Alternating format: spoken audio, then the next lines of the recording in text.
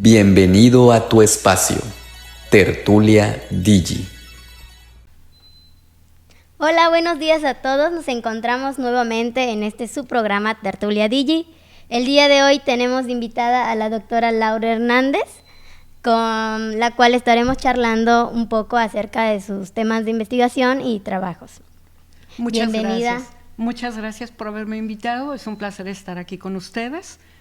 ¿Cómo te encuentras el día de hoy?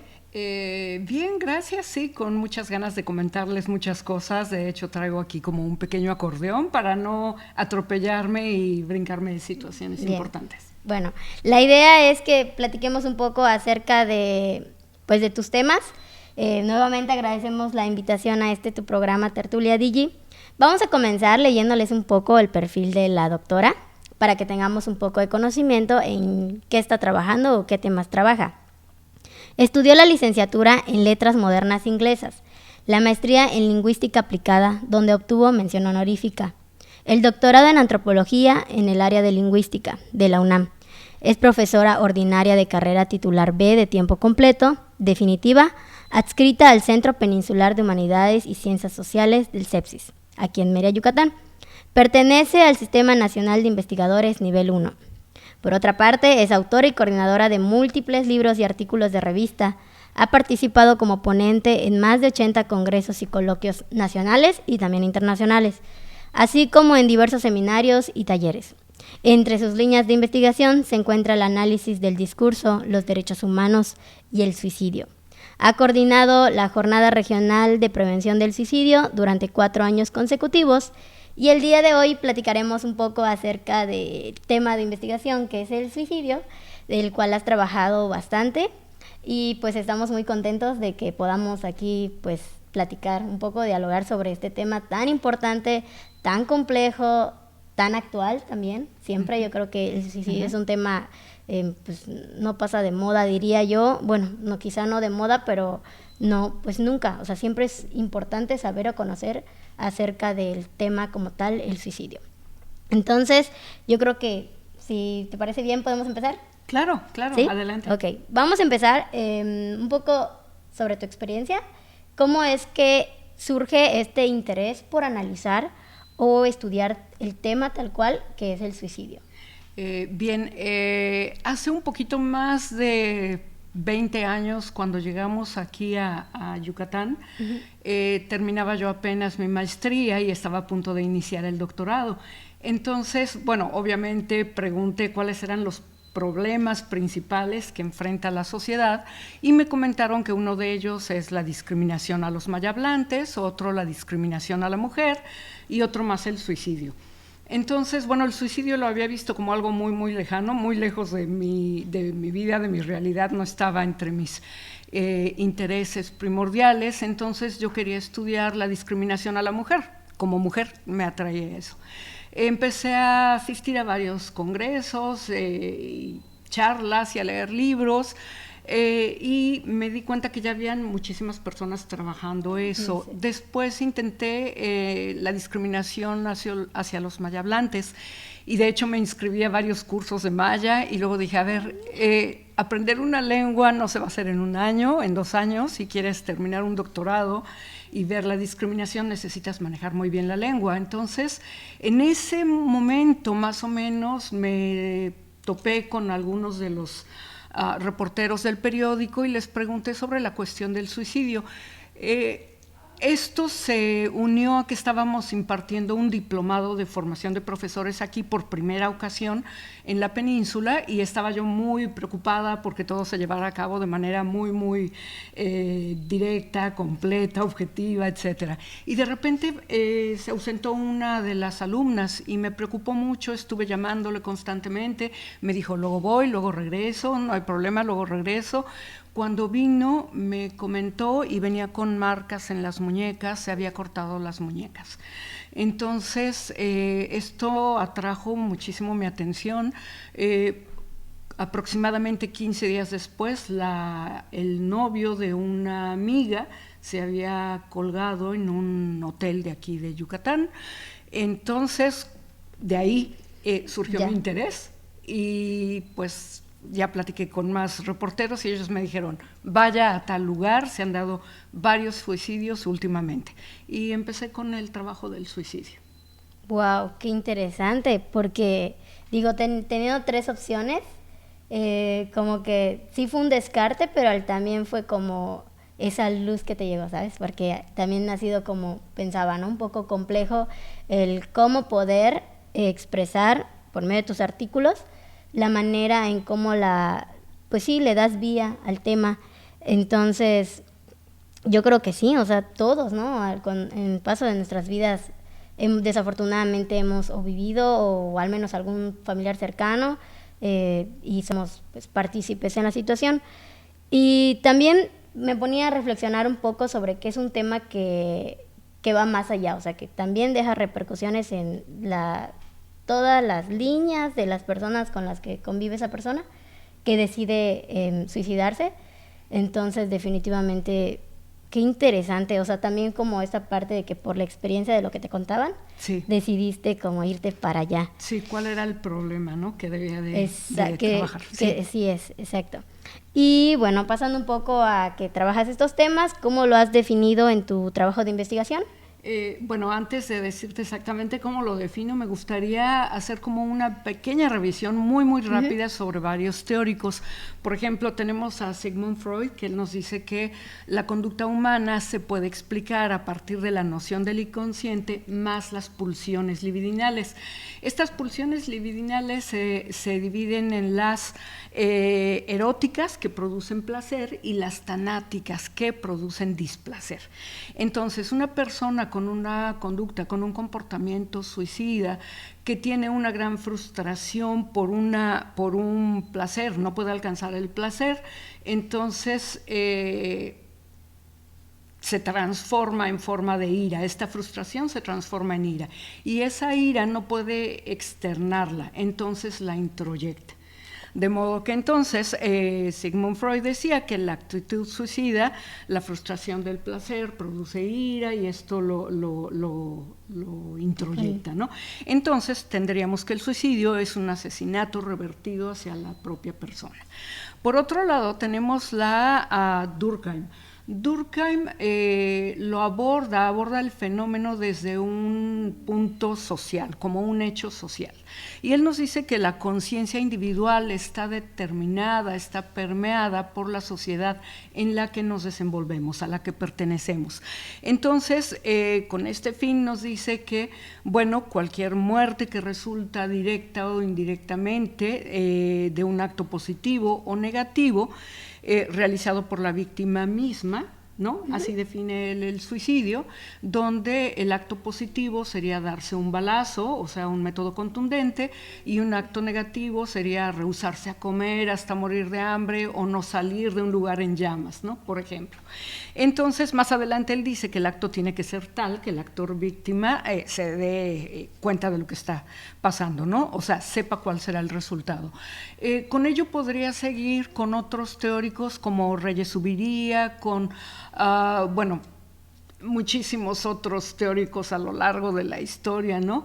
Incluso podría yo citar al doctor Baquedano, que hizo estudios aquí en Yucatán por muchísimo tiempo y lo perdimos de manera desafortunada hace, me parece, 1 año y medio, un par de años, ¿no? Pero bueno, si tomáramos todas estas posturas de cómo ven ellos el suicidio, entenderíamos que de alguna manera lo insertan en la parte social, pero también hablan de la voluntad de la persona y de la ejecución por la víctima misma. Entonces, yo más que ello quisiera considerar que el suicidio, uno de los grandes problemas, podríamos decir, que tenemos es que lo hemos visto como el problema. Y realmente creo que estamos tratando con una serie de problemas que debemos primero identificar y luego trabajar con ellos, ¿no? ¿Cómo serían a lo mejor la depresión, el alcoholismo, la drogadicción, violencia intrafamiliar y bueno, una serie de situaciones que deberíamos de atacar, ¿no? Entonces, esa sería mi postura más bien, ¿no? Como esta suma de problemas que deberíamos de considerar. Ahora, normalmente cuando vemos los reportajes sobre el suicidio, dicen, bueno, tuvo una discusión con su mamá y se suicidó.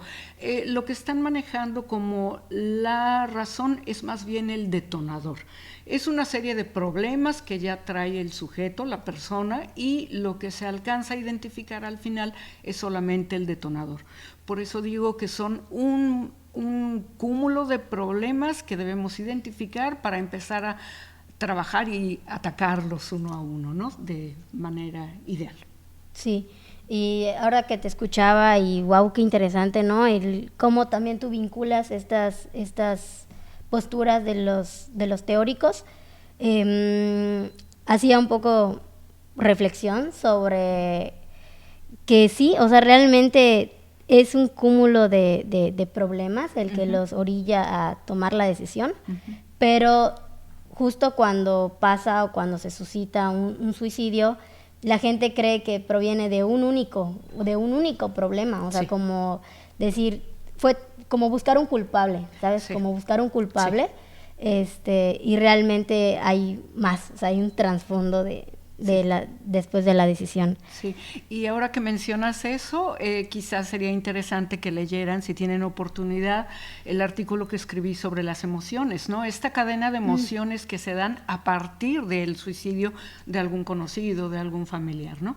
Creo que es muy ad hoc para esto que estás mencionando. Sí, y una imagen, digo, porque la tengo muy todavía así como plasmada en la cabeza, es de que ahora como todo se transmite vía Facebook, en línea, las afectaciones que tiene hacia las personas que sincronizan detrás de las pantallas. Claro. Y recuerdo, bueno, no hace mucho, el de la chica que se subió a la antena, todos transmitiendo el en vivo en Facebook, y todos los comentarios, digo, a ella a lo mejor no era consciente como de todo lo que la sociedad mencionaba en ese momento en los en vivos o en los lives, pero el impacto que tiene hacia cómo reaccionan los que deberían actuar ante ese tipo de situaciones. O sea, hablo de todos los paramédicos, los bomberos, toda la gente que estaba ahí para auxiliar, el no saber cómo actuar para prevenir en ese momento lo que estaba sucediendo, pues influye todo lo demás, ¿no? Como todo lo que se estaba comentando.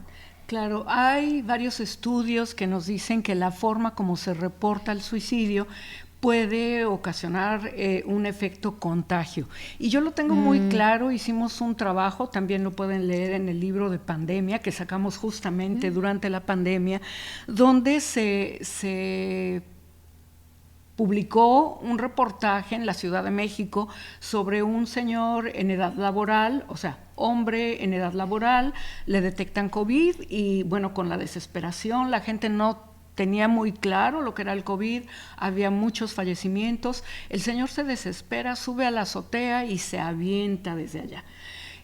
Parece algo inocente, lo sacaron en televisión, en los periódicos, en muchísimos lugares.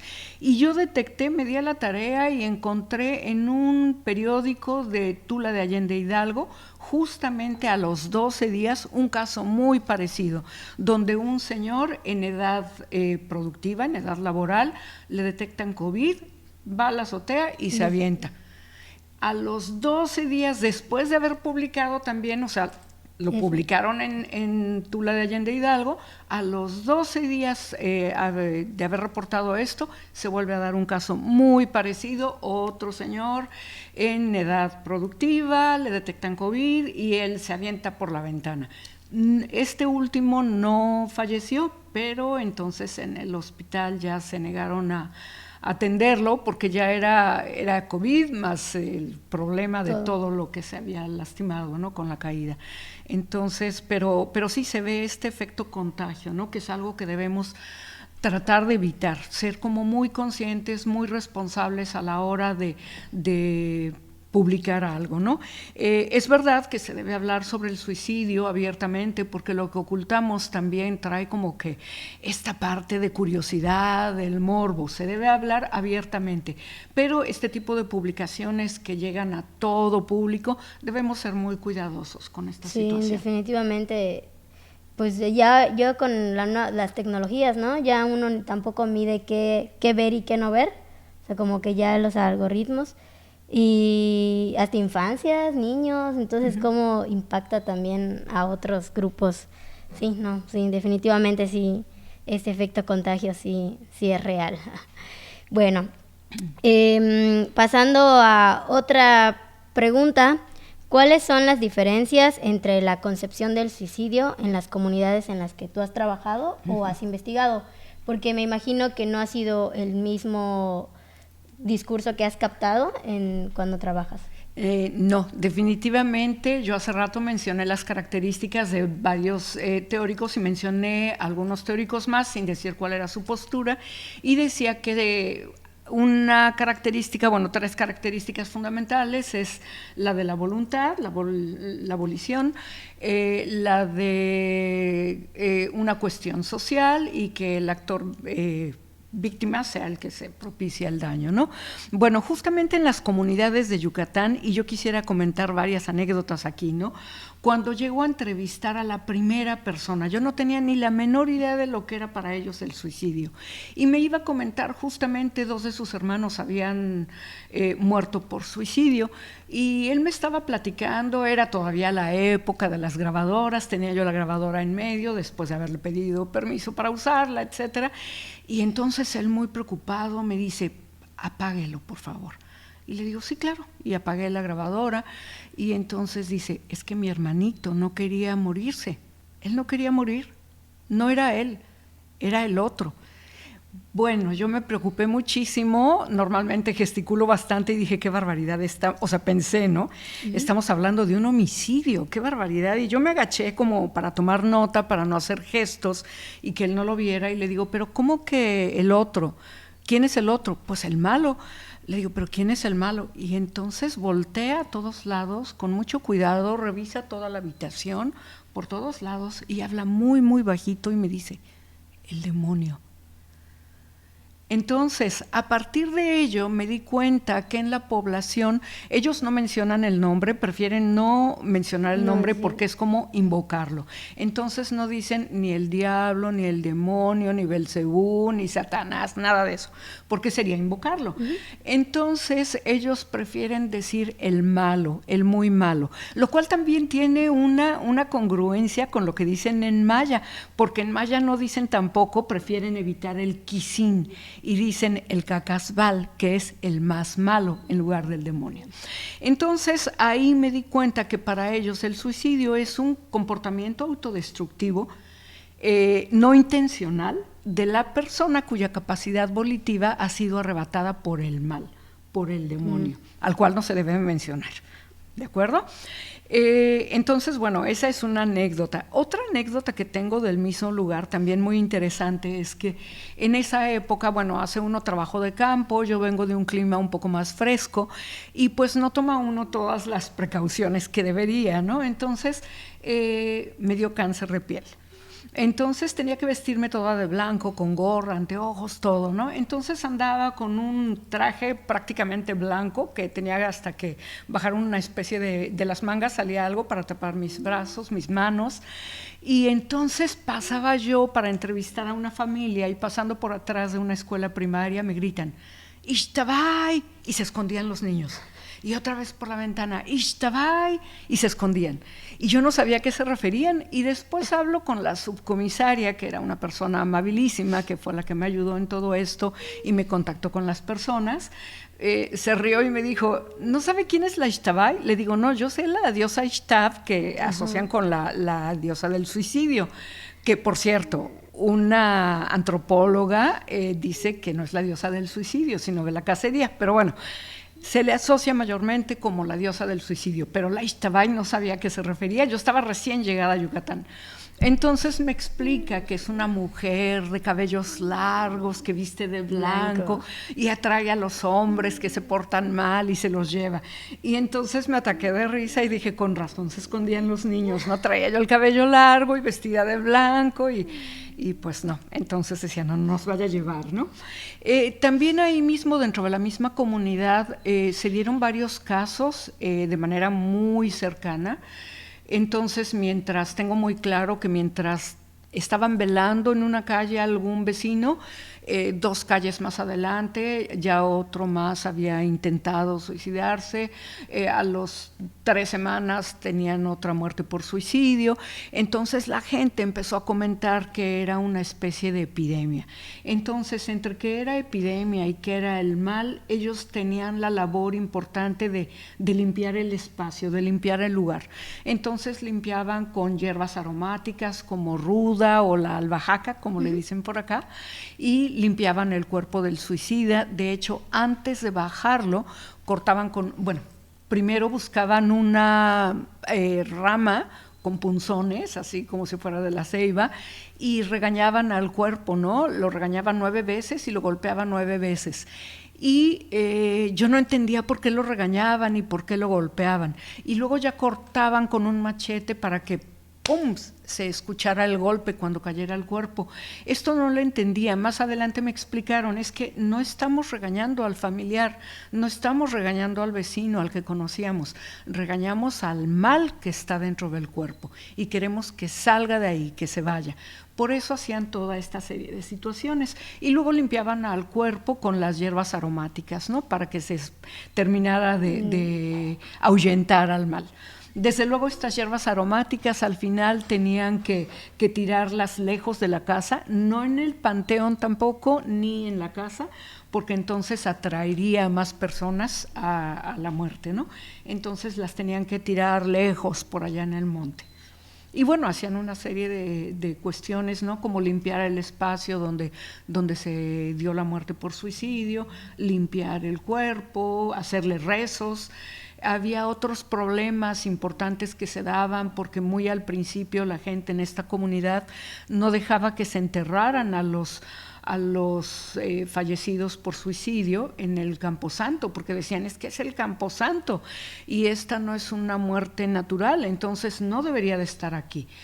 Y bueno, pues entonces la comisaria tenía que platicar con ellos y decirles que bueno, era un espacio que el gobierno había dado para enterrar a los cuerpos de los fallecidos, porque de otro modo pues los tenían que dejar sobre la barda del Camposanto o definitivamente fuera del Camposanto, lo cual era terrible, ¿no? Muy complicado.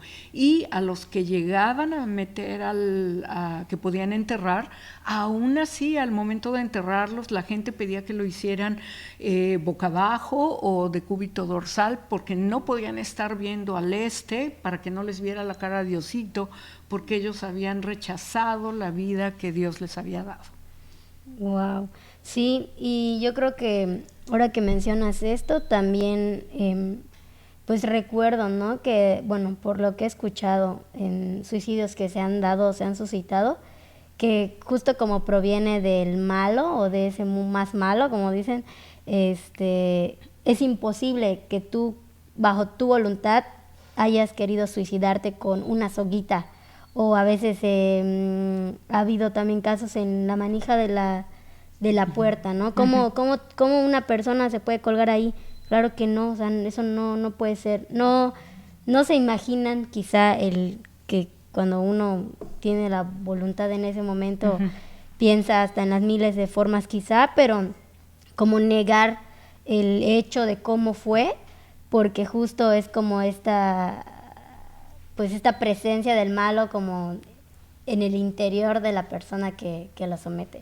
Claro. Y creo que de ahí también desencadena mucho las creencias, creencias, las formas de vida, la ideología, y un sinfín de cosas que van a variar, ¿no? Por la diversidad de las comunidades. Sí, efectivamente.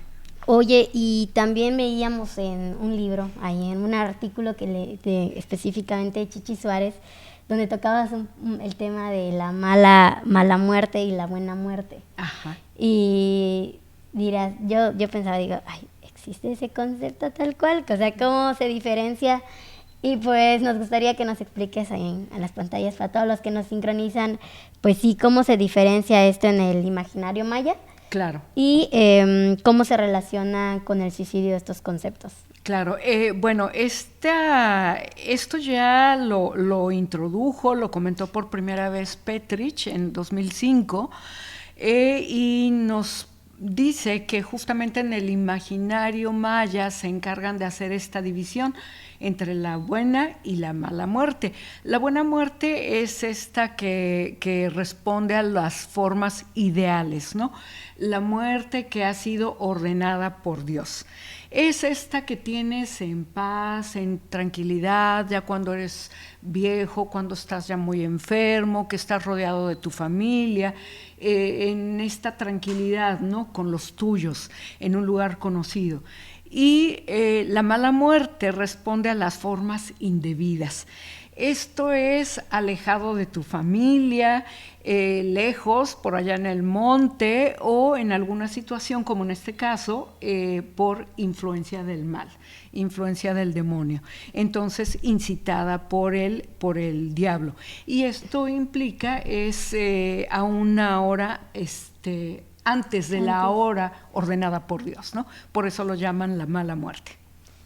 Y qué curioso, porque también he escuchado el discurso de que si se suicidó fue porque Diosito así lo quiso. Bueno, sí, yo hace rato hablé de toda esta cuestión, ¿no? De las creencias y la gente de repente, bueno, el estigma es muy fuerte, no solo, bueno, ya el que falleció por suicidio, pues ya no lo puede sentir con los vecinos, pero los que se quedan, los parientes, amigos, sí que sienten este estigma, ¿no? Entonces lo que tratan de hacer es limpiar. Me acuerdo que yo entrevisté a muchas personas por allá y una de ellas me decía, tengo que hacer todo acá, tengo que limpiar, porque si llega a fallecer alguien más por suicidio, van a decir que yo tuve la culpa por no limpiar y alejar el mal de la comunidad. Entonces se encargan de limpiar todo el espacio, hacer rezos, hacer oraciones y procurar que no se vuelva a dar ningún incidente como ese, ¿no? ¿Y eso de los rezos, por ejemplo, de limpiar el espacio, hay un determinado tiempo o como que...? Sí. De hecho, me llamó la atención también otra situación importante que está ya en el libro, cuando les comenté hace un momento que regañaban al cuerpo, ¿no? Y lo golpeaban 9 veces, lo regañaban 9 veces, y luego lo junto con esta parte de los rezos, ¿no? Es el novenario, son 9 días de rezos.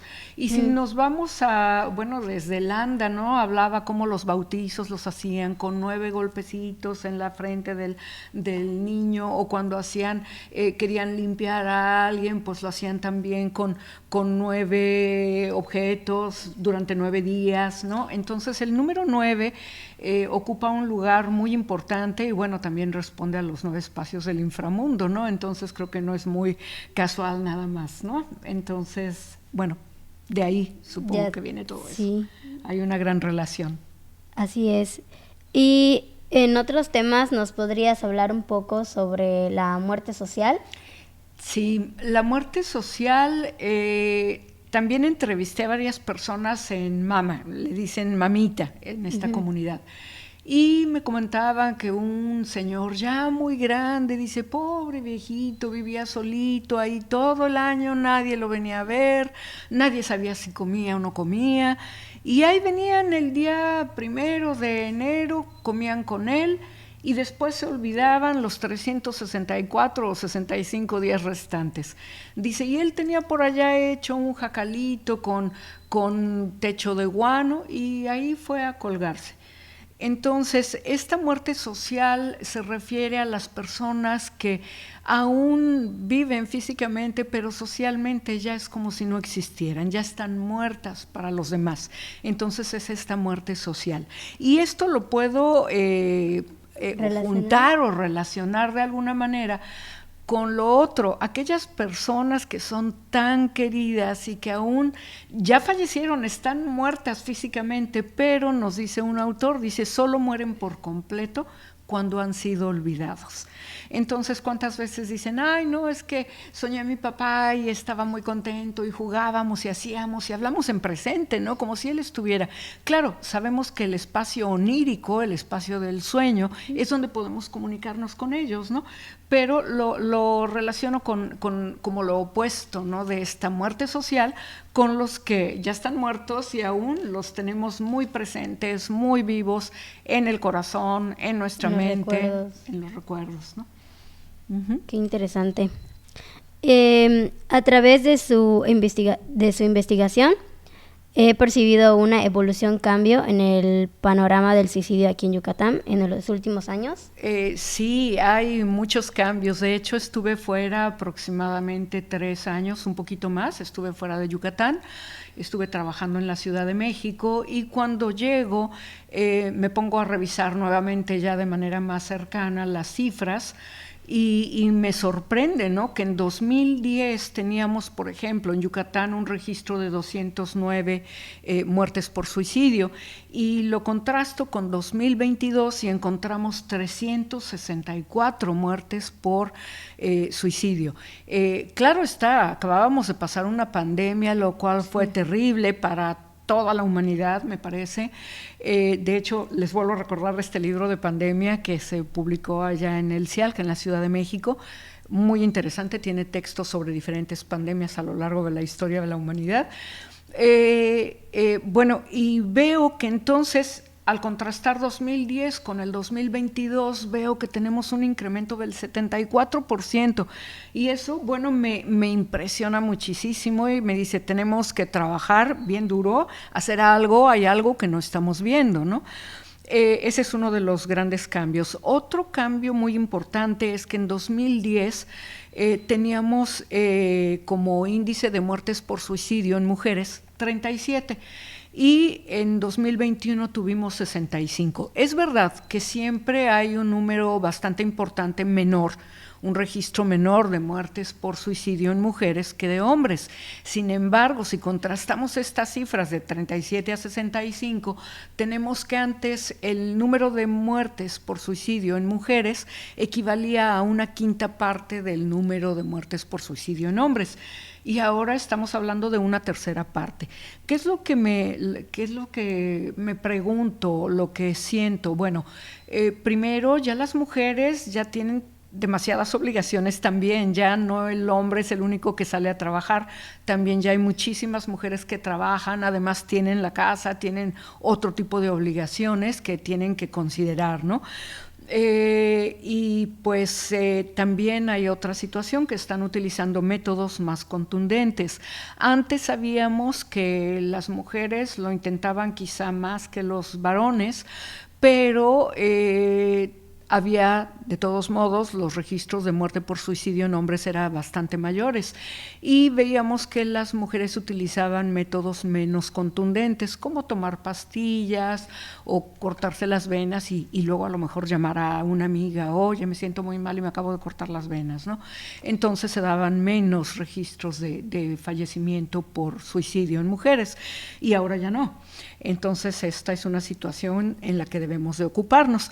Ahora, por otro lado, si contrastamos las cifras con lo que nos dice la Organización Mundial de la Salud, que nos dice que uno de los principales factores o las edades en las que más suicidios se registran es de 15 a los 24 años de edad, tenemos que aquí en Yucatán, tanto en hombres como mujeres, las cifras más altas se registran de 25 a 29 años de edad, seguidas por las de 20 a 24 y más adelante de los 30 a los 34 años.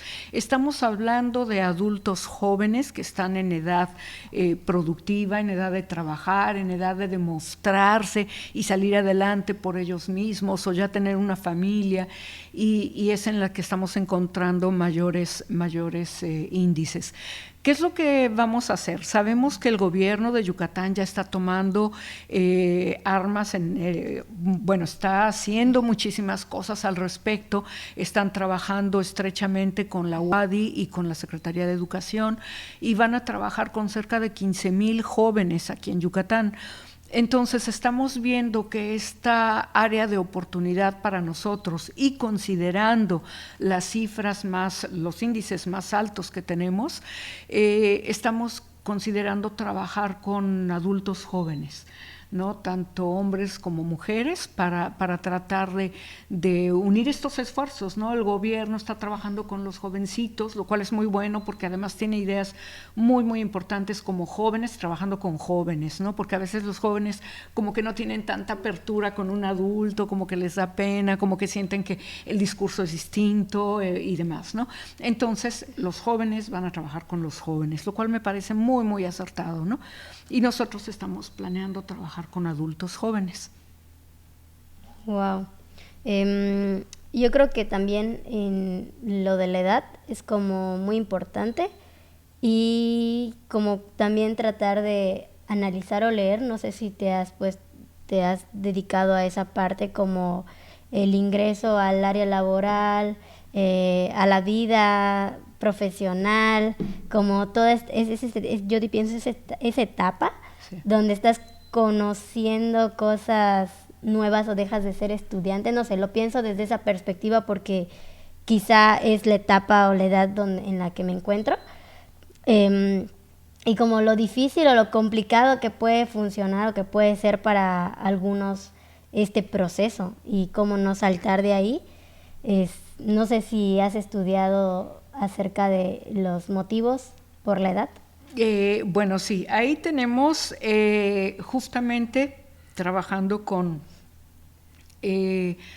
personas de diferentes edades y justamente por las personas que me ha tocado entrevistar que han sido hermanos, amigos, parientes de algunos fallecidos por suicidio. Entonces sí, ahí yo mencioné algunos problemas como son la depresión, alcoholismo, drogadicción, violencia familiar, violencia intrafamiliar, etcétera, ¿no? Sí tenemos algunos otros problemas detectados, en este caso en particular que mencionas, ¿no? El paso de la escuela y tener una situación de algún modo distinta a la del trabajo. Bueno, sí, en la escuela tienen el bullying, en el trabajo encuentras a lo mejor el mobbing, que es algo muy similar, pero en el trabajo, ¿no? Pero esto aunado también a la cuestión del salario, ¿no? Los horarios largos quizá de trabajo, la frustración por no poder tener un sueldo que te permita cubrir todas estas necesidades, ¿no? Entonces, sí tenemos idea de algunos de los problemas, tenemos ya algunos identificados, pero en efecto nos falta detectar otros factores de riesgo suicida para poder trabajar en ellos. Entonces, lo que vamos a hacer es justamente la elaboración de un instrumento que pensamos aplicar en aquellos lugares donde encontremos este tipo de jóvenes, que serán mayormente espacios de trabajo, ¿no? Y aplicar este instrumento para ver qué factores adicionales a los que ya conocemos encontramos, ¿no? Obviamente tenemos que elaborar este instrumento porque quizá hay otros instrumentos, pero no se van a adaptar tal cual a la idiosincrasia de México o a la yucateca concretamente, ¿no? Entonces tenemos que hacer un instrumento propio, ver los antecedentes y razones para hacerlo, ¿no? Fundamentarlo, luego aplicarlo, ver la validación, validez, confiabilidad, etcétera, antes de aplicarlo ya a una población importante, ¿no? Entre mayor sea el número que podamos abarcar, mejores resultados tendremos un panorama muchísimo más claro sobre los factores de riesgo en esta edad productiva, ¿no? Y más adelante tendremos también la elaboración de un portal web que esperamos colgar aquí en la página de nuestro centro, ¿no? Que sea de fácil acceso y que esté con una disponibilidad de 24/7, ¿no? Que tenga además un repositorio de recursos electrónicos que, de acuerdo a lo que nos estén respondiendo, vaya a un lado o hacia otro y que pueda ir conduciendo a la persona. Y desde luego este cuestionario adaptable para detectar los factores de riesgo y también poder ofrecer soluciones dependiendo de cada uno de estos factores, ¿no? Entonces hay muchísimo trabajo por hacer, muchísimo. Pero bueno, es importante saber que se está haciendo algo, ¿no? Que el gobierno está trabajando con jóvenes, que nosotros vamos a abordar este espacio y bueno, también de manera informal, ahora que dimos la última jornada de prevención del suicidio, en una mesa tuvimos a varios reporteros de varios periódicos y nos dieron las gracias y dijeron gracias por invitarnos, es la primera vez que nos sientan a nosotros a una mesa a comentar qué es lo que podemos hacer desde nuestra trinchera. Entonces me pidieron que les diera un curso, de ser posible, para ver la forma como ellos pueden escribir mejores reportajes sobre el suicidio, ¿no? Y bueno, también quiero elaborar este proyecto y bueno, irlo a impartir en todos los espacios que me lo permitan, ¿no? Donde me abran las puertas, ahí estaré impartiendo con mucho gusto este curso. Qué interesante, porque luego, bueno, ahorita hablábamos, ¿no? De lo que se transmite y cómo los reporteros, pues abordan el tema tan delicado que es el suicidio, y definitivamente eso o sea, hablas del taller y pues sería un aporte inmenso a la sociedad, claro. Realmente, o sea, cómo comenzar a ver desde otra perspectiva y cómo transmitir siendo reportero, qué interesante. Y ya nos hablabas un poco de este instrumento implementado y pasábamos un poco como a los protocolos o herramientas que se necesitarían implementar para trabajar el tema del suicidio. Sí, bueno, algo muy importante que de hecho algunas personas, pocas, se han atrevido a cuestionar y los demás se quedan callados como esperando a que yo lo mencione. Es muy importante, primero que nada, sí, como en todos los casos de investigación, hay que llevar una carta de consentimiento informado y asegurarle a la gente la protección de datos personales. O sea, en las publicaciones no podríamos poner sus nombres, no sería ético, por un lado. Otra cosa muy importante, yo soy antropóloga, estudio del área de lingüística, pero no tengo las herramientas que tiene un psicólogo. Y de repente cuando llego yo a entrevistar a alguien, me ha tocado, ¿no?, con jóvenes que sin que yo quiera presionarlos, procuro no presionar a la persona, pero en algún momento veo esa necesidad de platicar, que ellos mismos abren esa puerta y sacan todo, ¿no? Entonces, yo no me puedo ir del lugar y dejarlos mal. Entonces, yo siempre voy acompañada de un psicólogo. Trato de hablar con los jóvenes, porque bueno, a mí es a la que le abrieron esta puerta, platico con ellos, trato de dejarlos un poco más tranquilos y después, de manera inmediata, trabajan con el psicólogo para no dejarlos en una situación de vulnerabilidad, ¿no? Que de por sí ya están, pero no dejarla en una situación que yo podría pensar como de mucho riesgo. También es importante mencionar que las personas en las que, creo que ya lo dije, pero bueno, si no lo repito con mucho gusto, donde se ha dado un suicidio, es importante trabajar con los familiares, con los amigos, la gente más cercana. Yo me acuerdo que donde estuve trabajando, a uno de mis compañeros, su hijo cometió suicidio, ¿no? Entonces, yo no lo sabía, fuimos al velorio y ya una compañera me lo dijo. Entonces, a partir de ahí yo me acerqué y estuve de alguna manera trabajando, estuve muy de cerca porque yo sabía que los familiares quedan en una situación de vulnerabilidad muy fuerte, entonces hay que estar muy cerca de ellos. Sé que les va a doler platicar y les va a doler abordar ciertos puntos, pero es lo que tienen que hacer. Hay que enfrentar el dolor y tratar de sanar, ¿no? Tratar de llevarlos a un lugar, recomendarles que vayan con un psicólogo, que estén trabajando y apoyarlos en esta parte, ¿no? Y hacer esta gestión psicológica, ¿no?, de la mejor manera posible. Y bueno, de lo demás, de los instrumentos, pues sí, ya te comenté, ¿no?, que normalmente trabajamos con varios instrumentos, no solo un cuestionario o una escala de Likert, a veces aplicamos los dos, ¿no?, la escala de Likert donde solo tienen opciones y luego el cuestionario donde ya tenemos preguntas abiertas, y a partir de ello yo acostumbro cruzar información y hago todo en una gran sábana de Excel, ¿no? Y donde me arrojen semáforos ámbar o rojos son a las personas que llamo para entrevistarlos ya más en corto, ¿no? Y ahí ya tenemos preguntas abiertas, ¿no? Un cuestionario sí, entrevista semiestructurada, ¿no? Con preguntas abiertas y bueno, ahí ya tenemos muchísima más información de la que nos pueden dar los cuestionarios. Wow, qué trabajo tan complejo, diría yo, y necesario Sí. para saber abordar el tema del suicidio. Y pues ya como un poco para finalizar esta rica charla de la cual nos estás pues llenando, digo, también me remonta a recuerdos y a situaciones, ¿no? Como pensar desde mi perspectiva y por qué ha influido o por qué ha sido así. No, pues hay mucho de qué hablar. Pero ¿cuál sería la pertinencia académica de hablar sobre el suicidio? La pertinencia académica es muy importante. Lo que nos interesa es justamente bajar estos índices de suicidio. Cuando logremos ver los resultados, estaremos muy contentos, ¿no? Ese es el objetivo fundamental, tratar de disminuir los índices de suicidio aquí en Yucatán. Wow. Y bueno, también es importante, así como una sugerencia para todos, ¿no?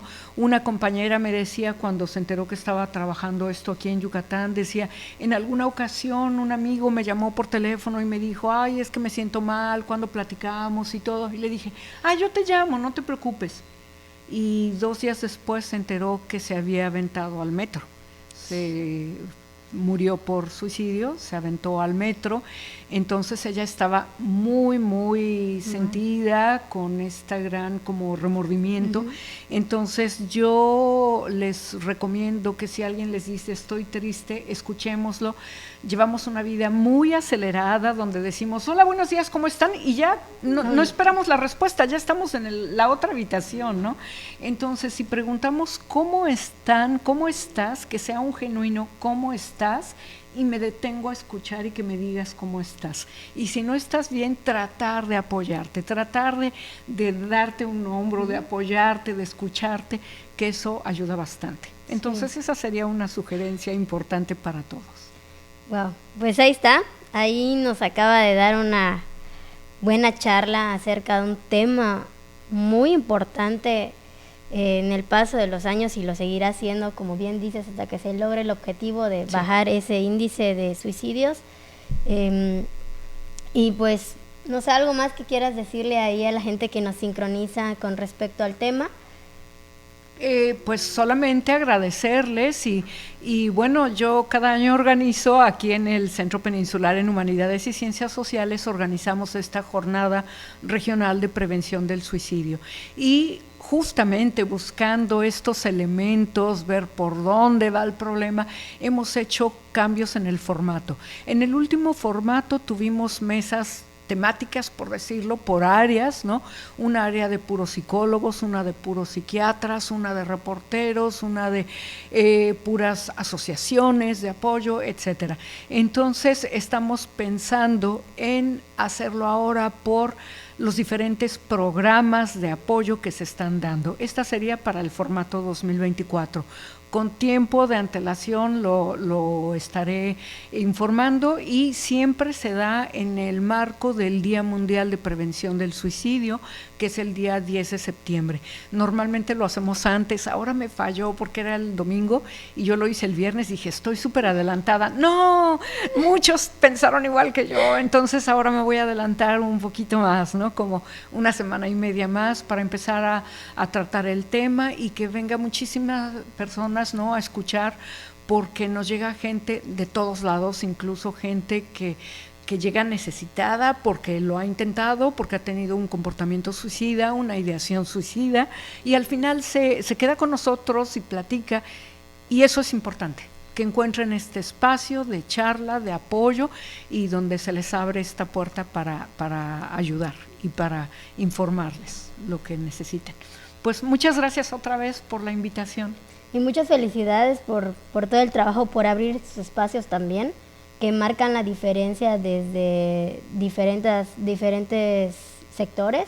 Entonces yo creo que estás haciendo un buen trabajo, realmente ha sido muy muy grato escucharte en esta tarde y pues agradecemos que hayas aceptado la invitación a tu programa nuevamente, Tertulia Digi. Pues a todos los que nos sincronizan, no se olviden de seguirnos en todas nuestras redes sociales como son TikTok, Facebook, YouTube, Instagram.